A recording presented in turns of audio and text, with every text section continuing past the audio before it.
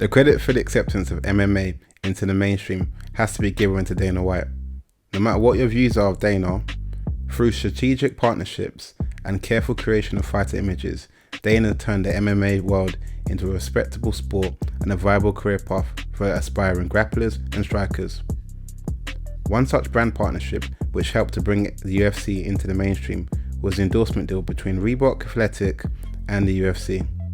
A controversial deal at the time, fighters' pay were cut by millions. However, in true Dana style, once Reebok has outlived its value, the deal was done and the failing athletic company was cut loose in favour of Venom Sport. So today, we're going to look at the Reebok deal and explain how the UFC screwed Reebok.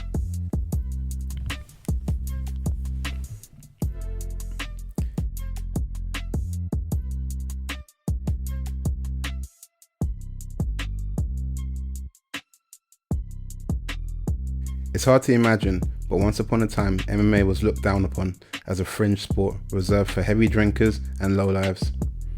The idea of people beating each other up for money or fame was so far removed from the mainstream that the sport was nearly banned, and the early pioneers of MMA had a hard time marketing their product, let alone crossing over to the mainstream.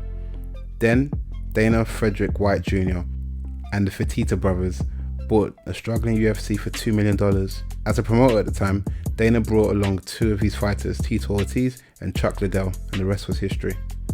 Capitalizing on the rise of reality TV, Dana signed a deal with Spike TV for the creation of a show called The Ultimate Fighter. For those who haven't seen the show, it was a bit like The X Factor, but for aspiring UFC fighters. Not only did the show introduce viewers to the future stars such as Nate Diaz and Kamaru Usman, it also introduced the viewers to their coaches, who were all current UFC fighters. Arguably, it was at that point that the casual viewer was born. Another issue for the UFC in the early days was the random branding. Fighters at the time were permitted to form partnerships with brands outside the UFC. In the early days, this led to random donut logos and tire companies branded all over fighters' shorts. However, in late 2014, the UFC signed a deal with Reebok worth approximately $17 million for the sporting brand to be able to be the exclusive provider of UFC apparel and footwear.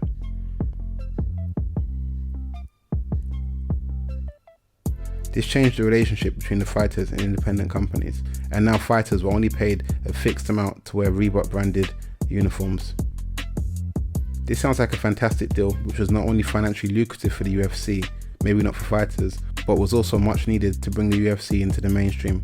However, there was another side to this deal. Reebok at the time was struggling.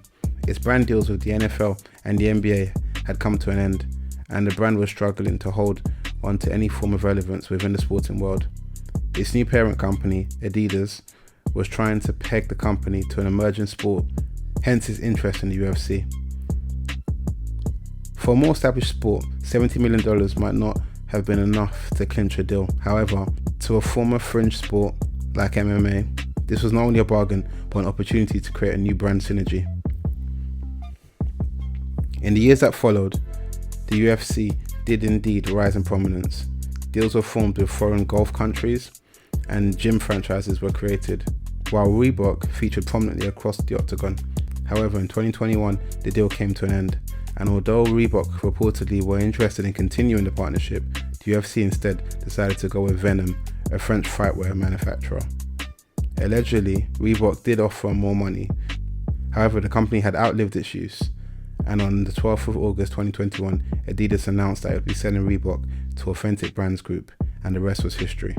The Reebok deal will be remembered for the impact it had on fighter pay and their freedom to contract. However, in the end, the question will always be whether this was a fair price for the extra legitimacy this brought to the sport. You tell me. What's your thoughts on the Reebok deal? Let me know in the comment section. Don't forget to like, share and subscribe.